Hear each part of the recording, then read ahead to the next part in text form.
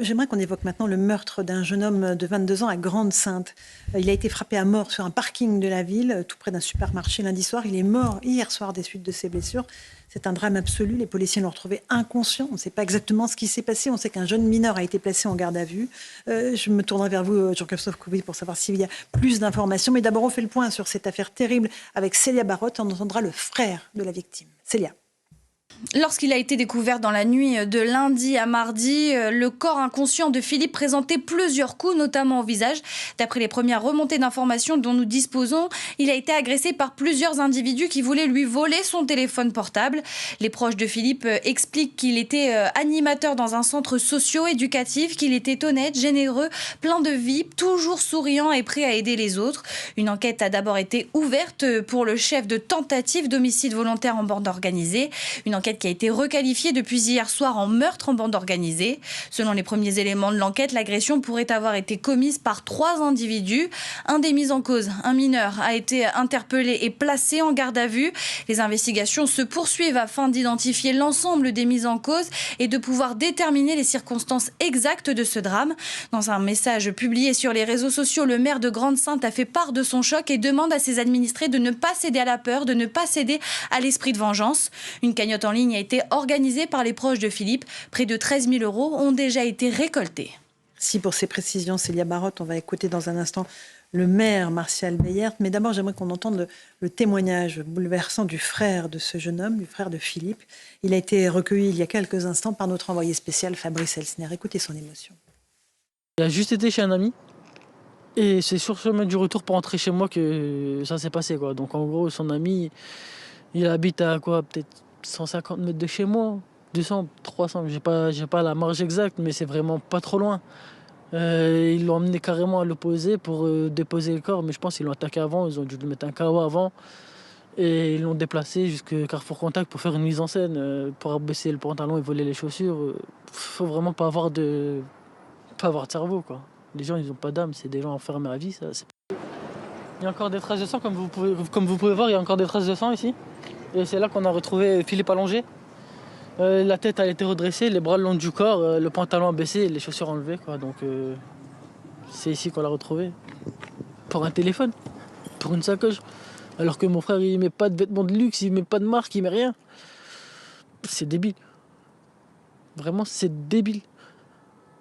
Et moi, comme je dis, ce que je souhaite, c'est que justice soit faite et qu'ils prennent perpète. Jean-Christophe Couvi, l'émotion du frère de la victime. Est-ce qu'on en sait plus sur ce qui s'est passé? Un jeune homme est en garde à vue? Alors pour l'instant, oui, on a une idée. Il y a 3 personnes, effectivement, qui seraient recherchées. Au moins 3 personnes, dont une personne déjà en garde à vue. Mais après, c'est le motif pour l'instant. On a besoin de savoir si effectivement c'était vraiment crapuleux avec un guet-apens et on l'a entraîné style je vous donne un rencard par le biais d'un réseau social. Et puis en fait, c'est un guet-apens. C'est arrivé il y a quelques jours à Grande-Synthe aussi. Un homme de 39 ans qui a été passé à tabac avec des battes de baseball. Il a réussi à se réfugier dans un restaurant. Mais voilà, le problème aujourd'hui, c'est que pour un téléphone portable, votre vie tient qu'à un fil. Vous pouvez vous faire agresser. On peut tuer un homme aujourd'hui pour lui prendre son et portable. surtout, c'est qu'à une époque, alors il y avait peut-être aussi des bagarres, des vols, ça a toujours existé. Enfin, aujourd'hui, on est une société qui est censée avoir évolué quand même un peu vers le bien. On se rend compte que malheureusement, on est quand même attiré beaucoup par le mal et la violence. Et surtout, c'est qu'on tue une personne, en fait, on ne veut pas qu'elle se relève. Et donc, dès qu'on l'agresse, il faut la finir, entre guillemets. Désolé pour la violence des mots, mais c'est ça dans la tête de ces agresseurs, c'est que la personne ne doit plus se relever. Et moi, ce qui me choque aussi, c'est... Alors là, heureusement, enfin, c'est aussi les attaques au couteau en ce moment. Et donc, tout est lié. Cette histoire de bande, cette histoire de trafic. Aujourd'hui, la violence est complètement désinhibée. Absolument, et notamment chez les mineurs, parce que là on a un mineur en garde à vue, Geoffroy Lejeune. Le spectre de ce meurtre est absolument terrifiant. Visiblement une mise en scène selon son frère, on l'aurait déplacé pour lui voler un téléphone portable. Ça, c'est l'enquête qui va le dire. L'enquête va le dire, mais vraiment c'est abominable en réalité. C'est abominable et ça s'ajoute à beaucoup d'affaires qui ont au moins un point commun avec celle-ci. C'est-à-dire qu'en fait, j'ai le sentiment qu'on pourrait commenter ça tous les jours, quasiment tous les jours. On ressasse ce chiffre de 120 attaques au couteau par jour, même si on sait qu'il est contesté, etc. Mais en attendant, je pense qu'il est approchant de la réalité. Et Et en fait, ça veut dire que 120 fois par jour, il y a quelqu'un qui en fait trouve en lui la motivation pour sortir un couteau et agresser quelqu'un, c'est-à-dire potentiellement lui donner la mort.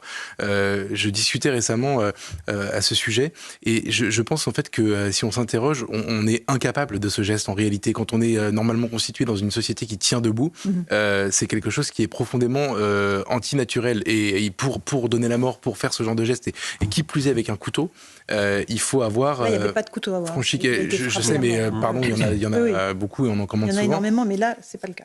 Et en l'occurrence, bref, donner la mort quand on n'est pas soldat, c'est pas normal, ça devrait pas exister dans une société. Moi, je m'interroge sur toutes les raisons qui font qu'on en arrive là. Je veux bien croire qu'il y ait les réseaux sociaux, je veux bien croire qu'il y ait les vidéos sur Internet. Je pense qu'il y a aussi la drogue, mine de rien, parce que je pense que l'état dans lequel vous met l'abrutissement du cannabis ou d'autres drogues peut... Ou la stimulation artificielle d'autres drogues de synthèse.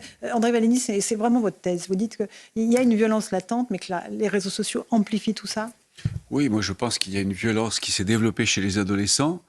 Elle est immanente, enfin elle est à l'intérieur de chaque être humain, mais la civilisation fait justement qu'on arrive à surmonter ces pulsions, à les maîtriser, et les jeunes n'y arrivent plus parce qu'ils sont désinhibés, parce qu'ils sont toute la journée devant des écrans où ils voient défiler des images d'une violence inouïe. Et le fait de voir toutes ces images arrive à banaliser cette violence. Parce que les jeunes, les adolescents se disent, finalement, puisqu'on ne voit que ça, c'est que tout ça fait partie de la vie. Et donc la mort est au bout du chemin.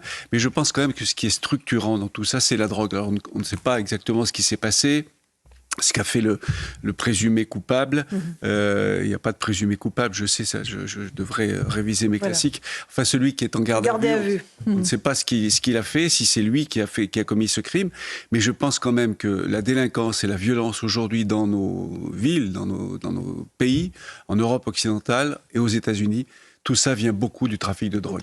Beaucoup. Vincent Herouette. Moi, je suis complètement d'accord. Effectivement, le passage à l'acte, c'est la vraie curiosité qu'on ait envie de larder, de frapper avec une batte de baseball. Quand même, la diffusion des haches et des couteaux dans le pays pose quand même un petit problème. Ce sont des armes auxquelles on n'avait pas véritablement recours il y a 30 ou 40 ans. On va me raconter qu'il y avait des chaînes de vélo pour les blousons noirs, mais c'est pas la même chose quand même. Il y a une banalisation, c'est vrai. Il y a un passage à l'acte, c'est vrai. Il y a l'influence de la drogue, c'est vrai. Mais il y a surtout l'impression quand même générale que ce pays ressemble de plus en plus à un coupe-gorge. Et qu'il y a une telle violence latente que la résistance, c'est pas dans le Vercors qu'il faut aller la célébrer. C'est vraiment au pied des immeubles dans la cité. Il y a tous ces discours lénifiants, tout ce blabla officiel, toutes ces petites bougies. Mais ralasse, vraiment, c'est insupportable. Jean-Sébastien Ferjou. André Vallini le disait, la violence est immanente au sens où elle fait partie de la nature humaine, elle est présente en chacun d'entre nous, et le propre de la civilisation et de l'éducation, c'est de l'empêcher et de la canaliser. À le réguler et le canaliser. Avons-nous déconstruit tout simplement notre civilisation ? Oui, parce que c'était un projet, certains l'ont suffisamment assumé, que ce soit la trilogie infernale, Jacques Derrida, Gilles Deleuze, Michel Foucault, ça fait 30 ans les philosophes français d'ailleurs, et c'est ça qui est parti aux États-Unis qui nous revient. Déconstruire la civilisation occidentale qui est soupçonnée d'être à l'origine de tous les maux, alors que nous n'avons jamais connu dans toute l'histoire de l'humanité une ère dans laquelle il y aurait eu autant de liberté, autant de prospérité. C'est ça qui est en plus complètement dingue, mais je crois que nous sommes une société qui n'a tellement plus d'avenir.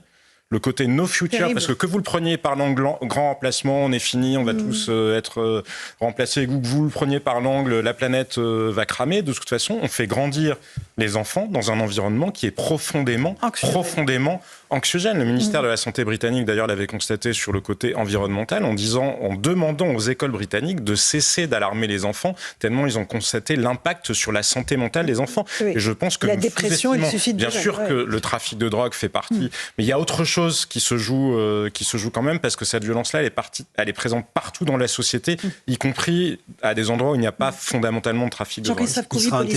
Il serait intéressant aussi, c'est de voir après le parcours de délinquance des 3 personnes qui vont qui sont soupçonnées. de savoir s'ils étaient déjà mineurs, s'ils étaient déjà connus des services de police et de justice. Par exemple, il y a une note de la police judiciaire en interne qui est tombée sur des attaques au couteau. Alors là, on va faire un parallèle parce qu'effectivement, il n'y a pas d'attaque au couteau, mais 63% des profils de mise en cause sont connus des services de police. Donc en fait, on a déjà des gens qui sont identifiés. Il y a 30% qui vivent dans des quartiers de reconquête républicaine, donc c'est un tiers quand même des assaillants. 10% étaient sous l'emprise des drogues, 32% sous l'emprise de l'alcool. Donc déjà, en fait, on a une identité d'un individu et 27% de nationalité étrangère. Donc ça aussi, c'est un fait nouveau pour nous. Donc on verra au fur et à mesure, on va égrener et donner un peu de granularité à cette affaire et on verra un peu plus avec un effet de loupe. J'aimerais qu'on écoute maintenant le maire de Grande-Synthe, Martial Beyert, qui disait dès ce matin, ne cédons pas à la peur ni à l'esprit de vengeance. Écoutez-le. Aujourd'hui, c'est un drame qui s'est passé avec une violence inouïe, apparemment sur un jeune qui était sur le chemin du retour pour rentrer chez lui après une soirée chez des amis. Il avait 200 mètres à parcourir sur une avenue très fréquentée, une avenue sur laquelle nous n'avons aucun problème. Et le destin, la vie et l'atrocité et la folie de certains a fait que ce jeune homme est décédé. Effectivement, il y a un sentiment d'insécurité qui augmente puisqu'il y a eu quelques faits ces derniers jours sur la ville de Grande-Synthe, avec ou sans relation avec cet acte ignoble et ce fait divers incroyable qu'on a vécu sur Grande-Synthe. Je ne ferai pas de conclusion hâtive, mais effectivement, mes concitoyens aujourd'hui me contactent parce que tout simplement, il y a un sentiment de peur, d'incompréhension. Peur d'incompréhension, c'est un maire socialiste, André Valigny, qui disait aussi « Continuons à œuvrer pour l'éducation, la bienveillance et la fraternité ». On a passé le cap, là. On n'est plus à la bienveillance et la fraternité. En fait, là, on est à la sauvagerie la plus totale et la barbarie. Oui, mais il faut comprendre que le maire est dans une situation compliquée. Quand un tel drame arrive dans une commune, le rôle du maire, c'est d'apaiser, d'essayer de rasséréner les débats dans sa commune, de ne pas imaginer que le maire dise le contraire, c'est-à-dire oui à la vengeance. Non, mais bien sûr que non. Donc, et entre ça et dire vive la bienveillance et la fraternité... Bienveillance, le mot est peut-être un peu mal choisi. Oui, un peu mal choisi, un peu naïf, oui. C'est son côté voltairien. Oui. Il pourrait dire aussi comme Marie-Hélène Toraval. Marie-Hélène Toraval, elle a saisi l'occasion du drame qui impliquait des jeunes de sa commune pour dire la vérité, en fait, tout simplement. Et on l'a écouté d'ailleurs à ce moment-là. Je suis désolé, mais moi, c'est comme le maire de Viry-Châtillon. Je crois à leur émotion, mais par contre, je pense que leur bougie, comme disait Vincent tout à l'heure, c'est profondément néfaste. Ça participe du problème, en réalité, que personne ne veuille ouvrir les yeux sur ce qui se passe.